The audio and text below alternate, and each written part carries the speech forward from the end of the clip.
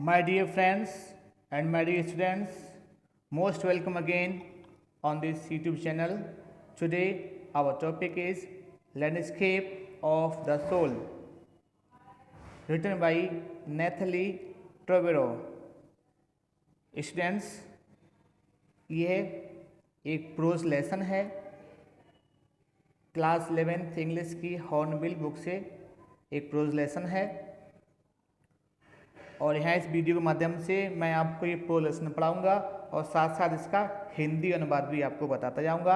आप अंत तक इस वीडियो को देखें और यदि आपने अभी तक इस YouTube चैनल को सब्सक्राइब नहीं किया है तो आप इसे सब्सक्राइब ध्यान से कर दें, जिससे कि आपको इस चैनल से जुड़ी हुई सारी जानकारी प्राप्त होती रहे।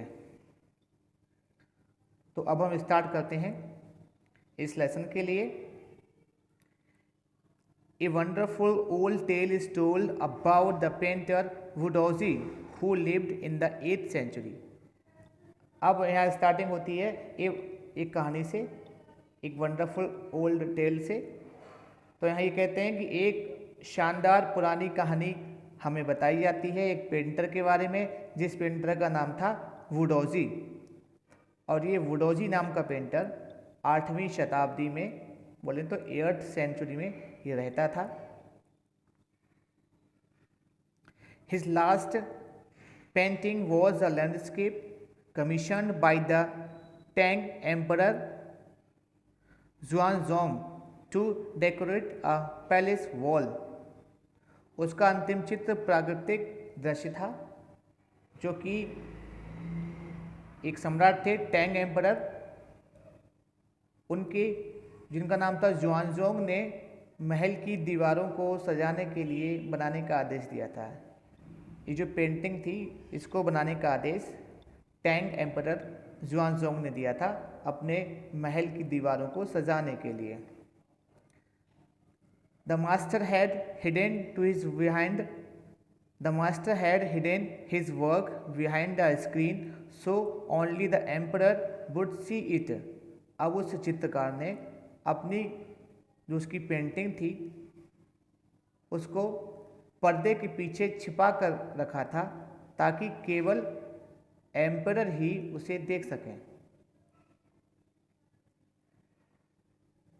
For a long while, the emperor admired the wonderful scene, discovering forests, his mountains, waterfalls, clouds floating in an immense sky, men on hilly paths, birds in flight. अब क्या हुआ, जो एम्परर थे वो बहुत समय तक इस अद्भुत चित्र की प्रशंसा करते रहे। उन्होंने इस चित्र में देखे वन देखे, ऊंचे पर्वत देखे, इस चित्र में बने हुए झरने देखे और बहुत बहुत विस्तृत और इमेंस आकाश स्काई देखे, आकाश में तैरते हुए बादल भी देखे, पहाड़ियाँ देखी, पगडंडियाँ और पगडंडियों पर चलते हुए लोग देखे, उड़ते हुए पक्षी देखे। ये सारी चीज़ें उस पेंटिंग में बनी हुई थी। Look sire said the painter. अब पेंटर ने उन एम्परर से कहा, उस सम्राट से कहा कि महाराज देखिए, लुक सायर महाराज देखिए, in this cave at the foot of the mountain dwells a spirit. चित्रकार बोला कि देखिए, पहाड़ के दामन में एक गुफा में एक परी रहती है, एक स्पिरिट रहती है। The painter clapped his hands and the entrance to the cave opened. चित्रकार ने अपने हाथों से अब ताली बजाई, ताली बजाने के बाद उस गुफा का द्वार खुल गया। जो पेंटिंग में उसने गुफा बनाई थी, उस गुफा का द्वार खुल गया। द पेंटर, अब इसके बाद क्या हुआ, the inside is splendid beyond anything words can convey.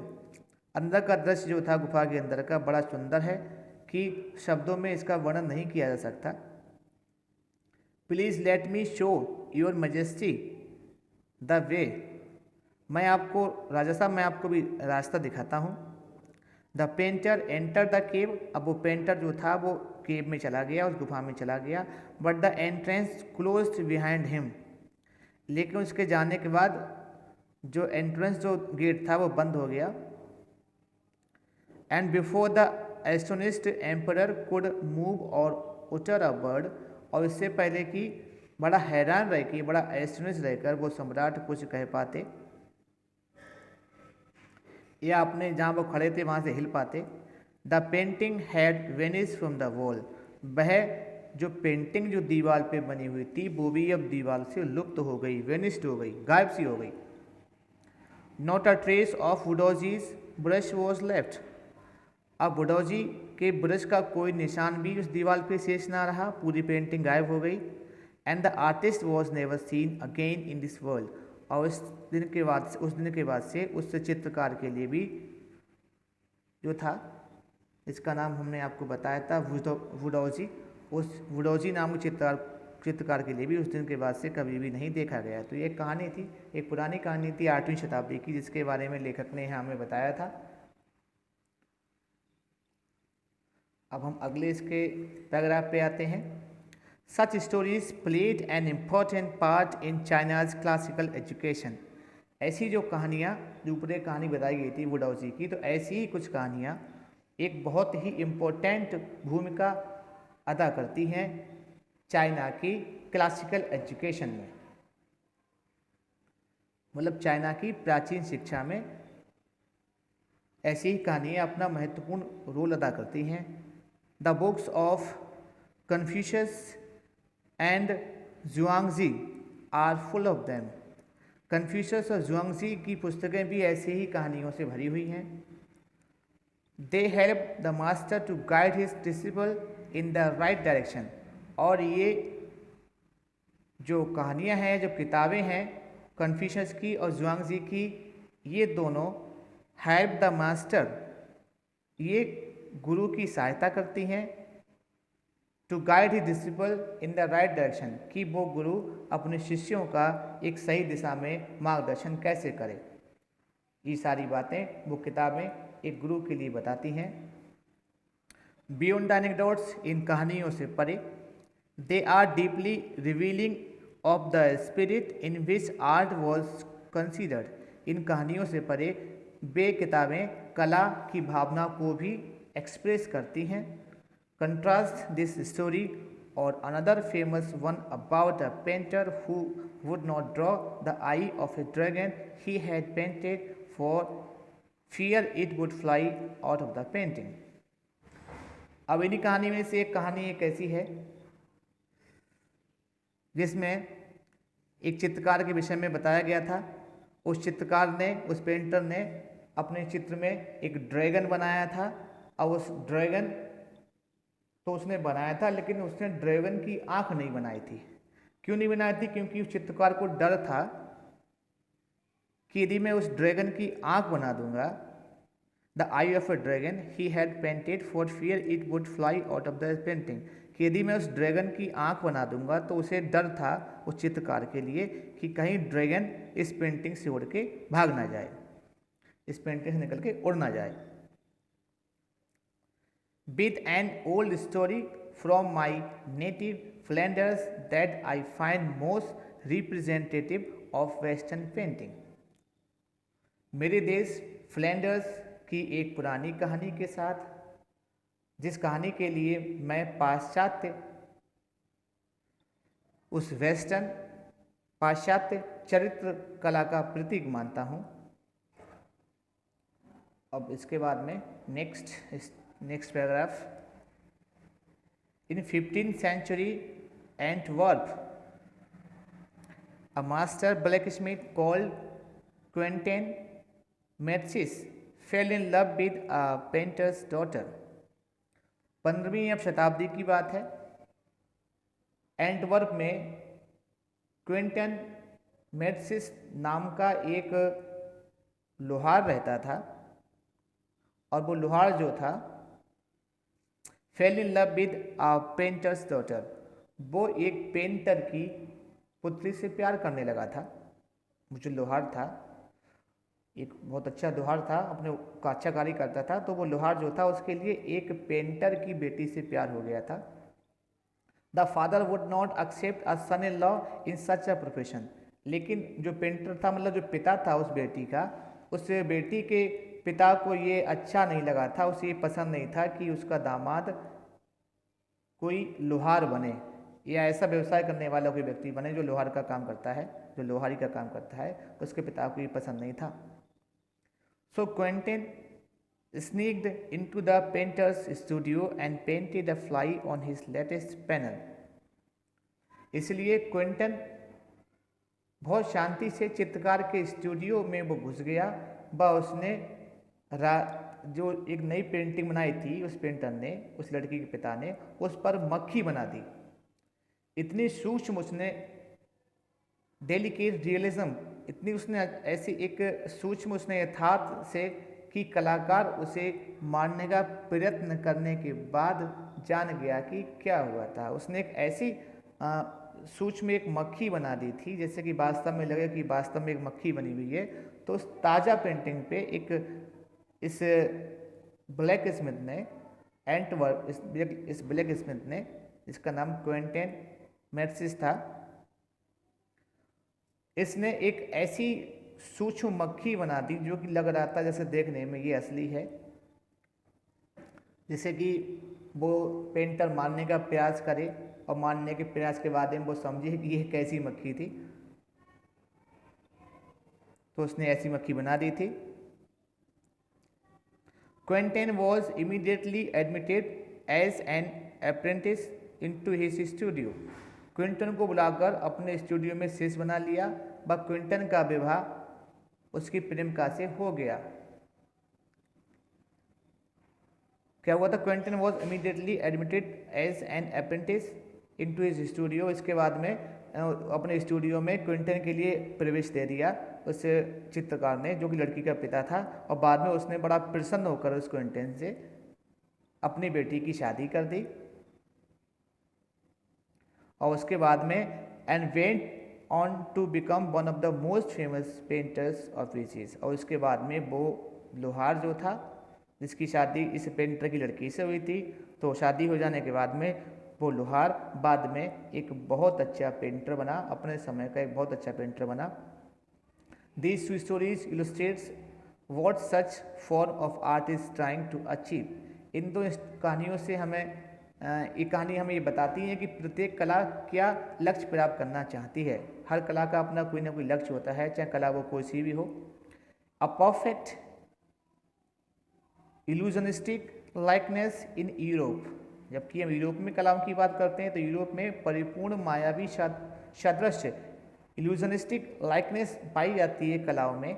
जबकि the essence of inner life and spirit in Asia, जबकि एशिया की कलाओं की हम बात करें तो एशिया में आंतरिक जीवन, एसेंस ऑफ इनर लाइफ, आंतरिक जीवन का सार, और इसके साथ साथ स्पिरिट, एसेंस ऑफ स्पिरिट, आत्मा का सार एशिया की कलाओं में पाया जाता है। हर कला का अपना अलग महत्व होता है और हर कला का अपना अलग अलग उद्देश्य होता है। हर कला कुछ न कुछ लक्ष्य पाना चाहती है। Next paragraph. In the Chinese story the emperor commissions a painting and appreciates it's outer appearance. अब हम चीनी कहानी की बात करते हैं। चीन की कहानी में सम्राट ने चित्र बनाने का आदेश दिया व उसे उसके बाहरी रूप की प्रशंसा की। उस एम्परर ने कमीशंस किया, आदेश दिया एक पेंटिंग बनाने के लिए, और उस पेंटिंग की आउटर अपीयरेंस की उसने प्रशंसा की। But the artist reveals to him the true meaning of his work. लेकिन जिस कलाकार ने उस पेंटिंग को बनाया था उसने उस पेंटिंग को बनाने का सही true meaning of his work, अपने काम का उसने सही मीनिंग प्रकट किया था उस पेंटिंग के माध्यम से। The emperor may rule over the territory he has conquered. कोई सम्राट जिसने जितना क्षेत्र जीता है उस क्षेत्र में ही केवल वो शासन करता है। But only the artist knows the way within. लेकिन एक जो आर्टिस्ट होता है वो जानता है उस साम्राज्य में, उस क्षेत्र में, उसके अंदर का रास्ता तो कलाकार ही जानता है। Let me show the way the दाव, अ वर्ड, ये दाव ये आपका हिंदी का वर्ड है। A word that means both of the path और the method and the mysterious works of the universe. Dao के शब्द, सॉरी ये दाव जो है, दाव का एक शब्द है, let me show the way. इस शब्द में, इस वर्ड में जो वे शब्द है, इस शब्द का अर्थ रास्ता भी है, और इस वे शब्द का दूसरा अर्थ तरीका भी है, एक मेथड भी है, और इसके साथ साथ इसका एक तीसरा अर्थ जो है वो works of the mysterious works of the universe, ब्रह्मांड के रहस्य भी है। The painting is gone but the artist have reached his goal. चित्र लुप्त हो गया था लेकिन चित्रकार ने अपना जो लक्ष्य था, गोल, अपना उद्देश्य, अपना लक्ष्य पूरा कर लिया था। बियॉन्ड एनी मटेरियल अपीयरेंस, जो कि बियॉन्ड था, परे था, एनी किसी भी प्रकार के, मटेरियल अपीयरेंस किसी भी प्रकार के भौतिकवादी अपीयरेंस के से जो परे था। Next paragraph. A classical Chinese landscape is not meant to reproduce an actual view, as would a Western figurative painting. Western figurative painting का मतलब, वेस्टर्न मीन्स पश्चिमी देशों की फिगरेटिव पेंटिंग, फिगरेटिव प्रतीकात्मक पेंटिंग चित्रों की तरह क्लासिकल चीन के, मतलब जो शास्त्रीय चीन के की जो पेंटिंग है, जो लैंडस्केप हैं, का अभिप्राय वास्तविक दृश्य का चित्रण करना नहीं है। मतलब बोलें तो पश्चिमी प्रतीकात्मक चित्रों की तरह जो वेस्टर्न कंट्रीज हैं वहाँ जो चित्र बनते हैं, जो लैंडस्केप बनते हैं, उनकी तरह प्राचीन शास्त्रीय चीन के लैंडस्केप का अभिप्राय वास्तविक दृश्य का चित्रण करना नहीं है। Whereas the European painter wants you to borrow his eyes and look at a particular landscape exactly as he saw it. कोई एक यूरोपियन जो चित्रकार होता है, पेंटर होता है, वो चाहता है कि आप उसकी आंखें लेकर किसी लैंडस्केप को उसकी उसी विशेष दृष्टिकोण से ठीक उसी प्रकार देखें जैसे उसने देखा है। यदि कोई चित्रकार, कोई पेंटर किसी यूरोप की कंट्री का है तो वो चाहता है जैसे वो अपनी पेंटिंग को देख रहा है ठीक उसी प्रकार से आप उसकी आंखें लेके उस पेंटिंग को उसी वे में आप देखें, उसी तरीके से आप देखें। जबकि इसके ठीक opposite, the Chinese painter does not choose a single view point. जबकि जो चाइनीज का, जो चीन का जो पेंटर होता है वो कोई एक सिंगल व्यू पॉइंट को चूज नहीं करता है, सिंगल दृष्टिकोण को वो चूज नहीं करता है। His landscape is not a real one. उसका जो लैंडस्केप होता है वो रियल वन नहीं होता, वो रियल नहीं होता, वो हूबहू वैसा नहीं होता। And you can enter it from any point, और आप किसी भी पॉइंट से इसमें आप प्रवेश कर सकते हैं।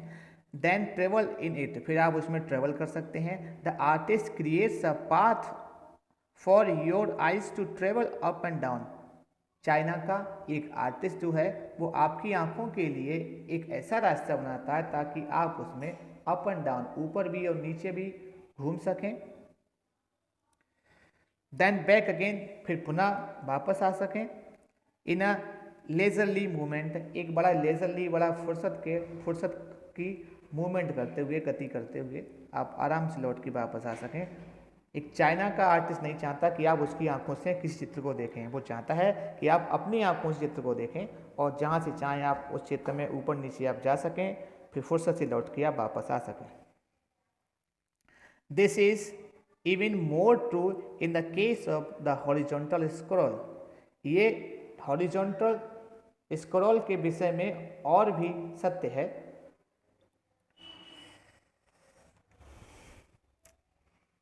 In which the action of slowly opening one section of the painting, then rolling it up to move on the other, adds a dimension of time which is unknown in any other form of painting. ये जो है जिसमें चित्र के एक भाग के खोलने का कार्य होता है, फिर इसे लपेटकर इसके दूसरे भाग में जाने से समय का आयाम जुड़ जाता है। It also requires the active participation of the viewer. इसमें देखने वाले के एक्टिव पार्टिसिपेशन की भी भूमिका होती है। Who decides at what pace he will travel through the painting. जैसे कि उसका व्यूअर, इसको देखने वाला जो दर्शक है, वो इस बात को खुद डिसाइड कर सके कि किस पेस से, किस गति से वो इस पेंटिंग में ट्रेवल करेगा, गति करेगा, इस पेंटिंग को देखेगा। A participation which is physical as well as mental. और उसका जो एक्टिव पार्टिसिपेशन है उस दर्शक का, उस पेंटिंग को देखने वाले का, उसका पार्टिसिपेशन फिजिकल भी हो सकता है और फिजिकल के साथ साथ मेंटल भी हो सकता है। The Chinese painter does not want you to borrow his eyes. इसलिए जो चाइना के जो पेंटर हैं वो नहीं चाहते कि आप किसी भी पेंटिंग को उस पेंटर की आंखों से देखो, वो चाहते हैं आप स्वयं की आंखों से उस पेंटिंग को देखो। He wants you to enter his mind. वो चाहते हैं कि आप अपना मन लगा के, अपने माइंड से, आप आंखों से नहीं, आप अपने माइंड से, अपने मन से उस पेंटिंग में आप प्रवेश करें, उस पेंटिंग को आप देखें। The landscape is an inner one. जो लैंडस्केप है वो एक इनर वन है, वो आंतरिक है। A spiritual and conceptual space. वो एक स्पिरिचुअल, एक आध्यात्मिक एंड कंसेप्चुअल स्पेस, और वो एक कंसेप्चुअल, एक वैचारिक स्पेस है, क्षेत्र है।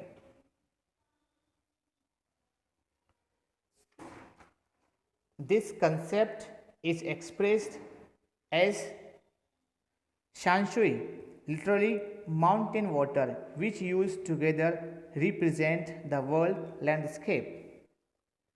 ये विचार जो था, दिस कंसेप्ट जो, ये जो कंसेप्ट जो थी वो शंशुई के रूप में व्यक्त किया गया है, जिसका शाब्दिक अर्थ पर्वत पानी से है। इसका जो लिटररी मीनिंग है वो माउंटेन वाटर से है। इसका मतलब पर्वत पानी है, माउंटेन वाटर, जिसे एक साथ प्रयोग करके भूदृश्य का द्योतक बन जाता है। Which use together represent the world landscape. इससे लैंडस्केप बन जाता है, भूदृश्य का द्योतक बन जाता है। More than two elements of an image. एक इमेज में दो एलिमेंट से ज़्यादा पाए जाते हैं। This represent two complementary poles. किसी भी इमेज में दो एलिमेंट पाए जाते हैं और वो जो दोनों एलिमेंट होते हैं एक दूसरे के वो कंप्लीमेंटरी होते हैं और दोनों कंप्लीमेंटरी पोल्स के समान होते हैं। Reflecting the Daoist view of the universe. जो डाओइस्ट के यूनिवर्स के व्यू को दर्शाते हैं, ब्रह्मांड के व्यू को ये दर्शाते हैं। The mountain is young. यहाँ इसमें माउंटेन के लिए यंग कहा गया, यंग बोला गया है। रीचिंग वर्टिकली टुवार्ड्स हेवन, जो कि लंबवत वर्टिकल हेवन की तरफ जाता है, आकाश की तरफ जाता है। The mountain is yang reaching vertically towards heaven, जो वर्टिकली हेवन की तरफ जाता है। इसमें माउंटेन के लिए यंग कहा गया है।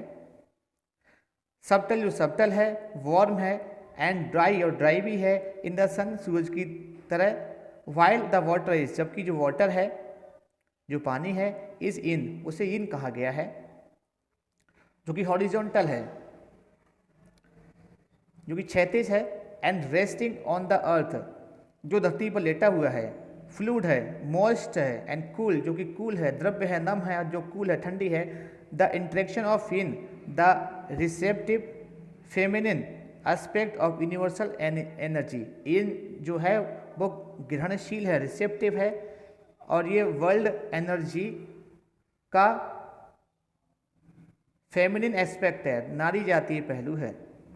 And its counterpart yang जो है वो एक्टिव है एंड मास्कुलिन है, और उसका दूसरा जो पार्ट है, काउंटर पार्ट, जिसको यंग नाम बोल दिया गया है, वो एक्टिव है और मास्कुलिन है।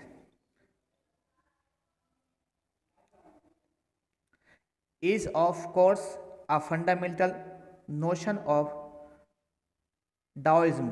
यही डाओइज्म का फंडामेंटल एक नोशन है। What is often overlooked is an essential third element। और जो हम इसमें ओवरलुक करते हैं ये थर्ड इसका एलिमेंट है। द मिडिल वाइड, जो मिडिल में बिल्कुल वाइड है, शून्य है, where their interaction takes place, जहाँ पर ये दोनों इंटरेक्शन टेक्स प्लेस स्थान लेते हैं। This can be compared with the yogic practice of pranayama, ये प्राणायाम की यौगिक प्रैक्टिस पे आधारित है। ब्रीथ इन जैसे प्राणायाम हम करते हैं तो ब्रीथ इन सांस अंदर लेते हैं, रिटेन सांस छोड़ते हैं, ब्रीथ आउट सांस बाहर निकालते हैं, सांस अंदर लेते हैं, ब्रीथ इन सांस अंदर लेते हैं, रिटेन सांस अंदर रखते हैं, ब्रीथ आउट फिर सांस को बाहर निकालते हैं। The suspension of breath is the wide, और यह जो सांस का जो सस्पेंशन है वही वाइड है, वही शून्य है। सांस का निलंबन जो है सस्पेंशन वो शून्य है। वेयर मेडिटेशन अक्योर्स, जहाँ पर मेडिटेशन होती है, साधना पाई जाती है। The middle wide is essential, ये जो मध्य का जो वाइड है, जो शून्य है, वो आवश्यक है।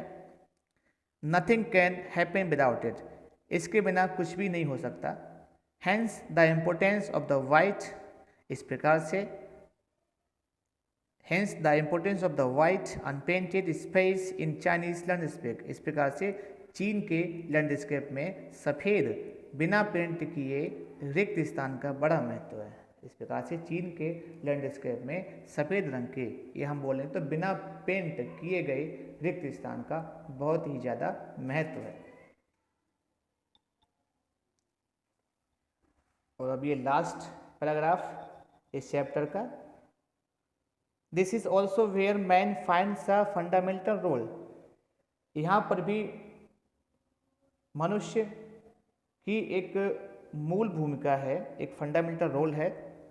In that space between heaven and earth, आकाश हेवन एंड अर्थ, पृथ्वी के बीच स्थान में वह ब्रह्मांड के दोनों, ही becomes the conduit of communication between both poles of the universe, यहाँ पर जो इंसान है वो पृथ्वी और आसमान या पृथ्वी और स्वर्ग, इन दोनों ध्रुवों के बीच में कम्युनिकेशन का काम करता है, संचार का काम करता है।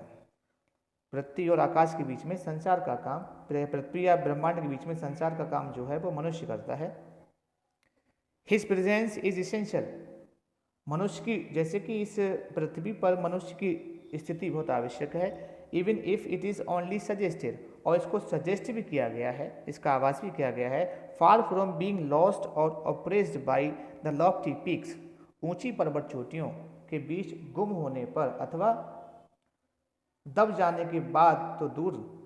लॉफ्टी पीक्स हीज इन फ्रैंकोइज चेंग्स वंडरफुल एक्सप्रेशन, एक फ्रांकोइज चेंग की एक बहुत ही वंडरफुल एक्सप्रेशन है, उनकी अभिव्यक्ति है, जिसमें वो कहते हैं the eyes of the landscape, वो इसे लैंडस्केप की आई कहते हैं, भूदृश्य की आंख कहते हैं। तो इस प्रकार से ये आपका चैप्टर, जिसका title landscape of the soul था, इसको नैथली ट्रेवेरो ने लिखा है।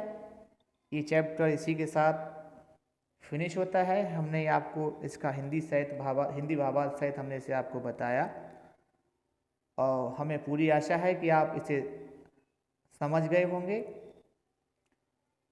और यदि आपने अभी तक इस चैनल को सब्सक्राइब ना किया है तो आप इसे सब्सक्राइब कर दें, जिससे कि इस चैनल से जुड़ी हुई सारी अपडेट आपको मिलती रहे, और जिससे आप अपनी नॉलेज को आप इंक्रीज करते रहें, बढ़ाते रहें। इसी के साथ आपने इस वीडियो को अंत तक देखा, थैंक यू। फिर मिलते हैं अगले वीडियो में।